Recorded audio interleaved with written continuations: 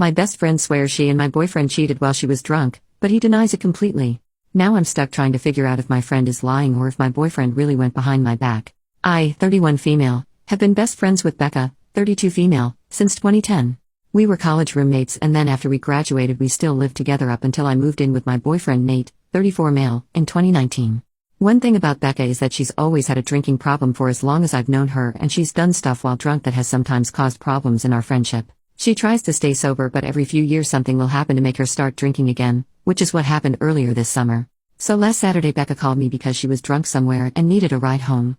I couldn't go pick her up because I had the flu and I was on cold medicine, so Nate went to get her instead. A couple of days after that I started noticing that Nate was being weird with his phone.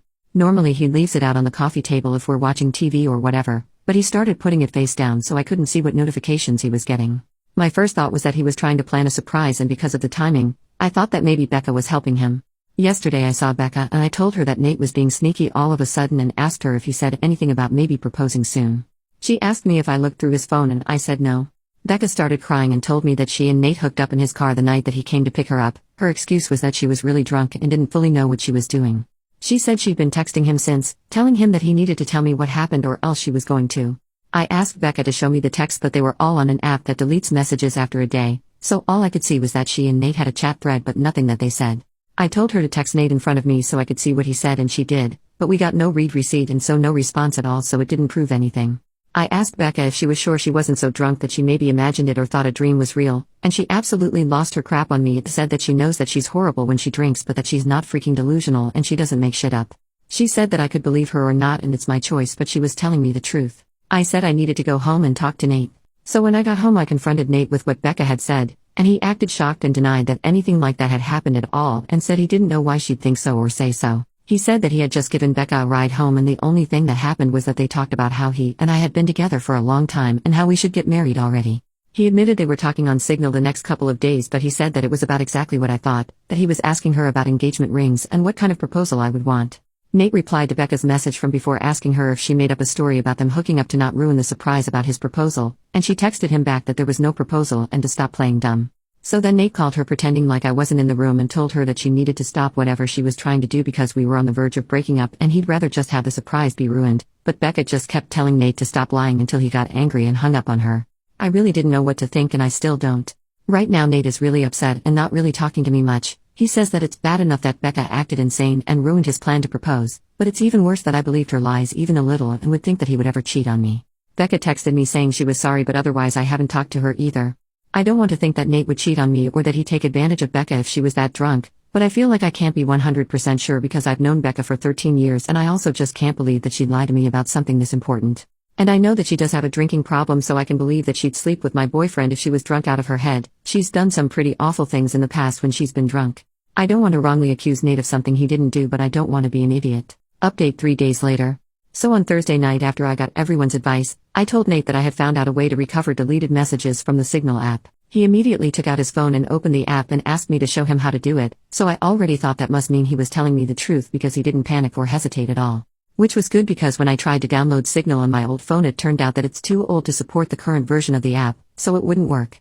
Nate then asked me if we were going to have to go out and buy a new phone for me to believe that he was telling me the truth, and he said that he was willing to do it if that's what it would take. I told Nate it wasn't that I didn't believe him, I just wanted to have some proof because I just couldn't understand why Becca would lie about it. Nate said that she would lie about it because she's a crazy drunk bitch and there's literally no way for a non-crazy person to understand why she would do anything, and once the messages prove that, he didn't ever want me talking to her again.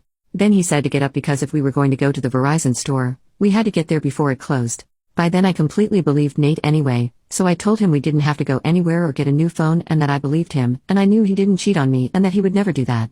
Nate said that he would hope I know that and that he didn't understand why I didn't take his word for it in the first place. I started trying to explain why I didn't want to just immediately dismiss what Becca had said happened, but Nate said that he really couldn't listen to that right now.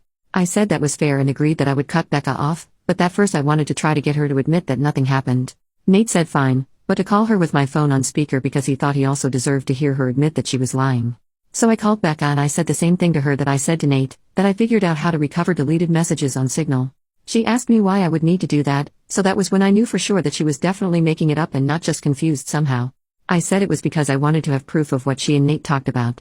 Becca asked me if I saw their messages, so I lied and said yes. After that, Becca just went silent until finally I asked her if she was going to say anything. Then she asked me if that meant that we were engaged now. So then I really just lost it on her and screamed at her, asking her if she was serious and what the hell was wrong with her, and how could that possibly be all that she had to say. Becca started screaming back, telling me to calm down and about how obviously I never believed her anyway because it's not like we broke up over it. I was crying by that point, and because of that I couldn't really say anything else. So then Nate told Becca to go screw herself and to never ever contact either one of us ever again, and hung up on her. A minute later, Becca sent me a completely unhinged text that I'm quoting here verbatim. "Courtney, you are supposed to be my friend for life. You are supposed to be there for me. You are supposed to be my person. But then you meet Nate and now you only care about Nate. Everything is about Nate.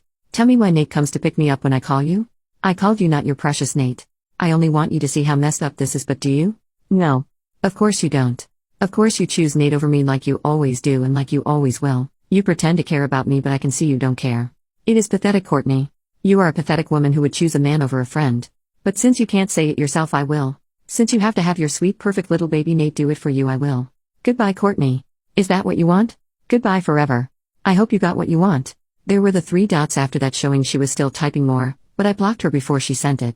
I don't care about anything else that she has to say. I'm sure it's all just going to be more bull crap about why this is my fault or justifications about why what she did wasn't that bad and I should forgive her. I know Nate is probably right and there's no non-crazy logic behind why Becca would stoop to doing something like this, but obviously I've still been thinking about it, and my best guess is that whoever said that Becca still blames me and Nate, apparently mostly Nate, for her being a drunk mess who can't get her life together is right. It seems like she somehow thought that if she said she hooked up with Nate, I'd break up with him but still want to be friends with her, and then everything would magically be fixed. As far as stuff with Nate, I asked him if he thought he could ever forgive me for doubting him, and he said that since I came to my senses, and I cut Becca off, he guesses we can try to put it behind us. I don't think he's still going to propose anytime soon. After this I probably wouldn't if I was him. And from what Nate said, he didn't actually do any planning yet other than asking Becca about rings and if I'd think a public proposal was tacky or not. All he was doing so far was trying to get ideas without me knowing he was talking to her about it. So just based on that, I think probably it's not going to happen for a while if it still does at all. Also, thanks to everyone for the advice and support. I know I didn't respond to many comments, but I really did appreciate everyone who cared enough to want to help. Update 1 year later. I haven't logged into this account for about a year, but I got a few messages asking for an update, so here it is. Unfortunately, I have nothing good to report. It turned out that whatever was going on with Becca that caused her to make false accusations about Nate was the beginning of some kind of a psychotic break. After I blocked her, she made a whole bunch of fake accounts and started sending me completely unhinged crap about how I ruined her life and threatening to get revenge on me and Nate. This went on for literally months, with her sending me dozens of messages a day. I found out from other friends that she was making multiple posts on Facebook every day that were semi-coherent rants about how much she hated me and how I was evil and ruined her life intentionally. I tried to talk to the police 2 different times to get a restraining order because I was afraid that Becca was going to show up at our apartment and attack me or Nate. I literally even got a front door camera because I was so scared that she was going to hurt us. The police said that because Becca wasn't threatening actual violence, she was just a nuisance and they couldn't do anything. They acted like I was an idiot because it isn't illegal to talk crap on Facebook, and they basically told me to just keep blocking her whenever she made a new account and eventually she'd get bored and move on. Then finally there was an incident where someone broke the windshield of Nate's car while he was parked at his work. I guess it could have just been a random act of vandalism because this wasn't the only car that got windows broken, but at the time I was 100% sure it was Becca's, so I went to the police again. Eventually an officer went to talk to Becca, and she said she didn't touch Nate's car, and again I have no proof that she did. But after the police talked to her, Becca got put into a psych ward for a week because apparently her apartment was filthy and she was drunk out of her mind 24/7 and a danger to herself. I have not heard anything from Becca after she left the psych ward. I don't know if she was diagnosed with something or if she's medicated now or what. I found out that she moved in with her dad, who thank God lives in a different state. I look at her social media every so often to make sure she's not posting about me again and that she's nowhere around me. I haven't mentioned Nate much in this update because we're no longer together. He broke up with me after the windshield incident because he couldn't handle being constantly harassed by Becca, and to be honest I don't think he ever forgave me for not taking his side immediately when everything started. It really hurt, but I can't blame him. I tried to talk to him about fixing things between us after Becca was gone, but he just wasn't interested. That's all. I'm sorry I didn't have a happier update.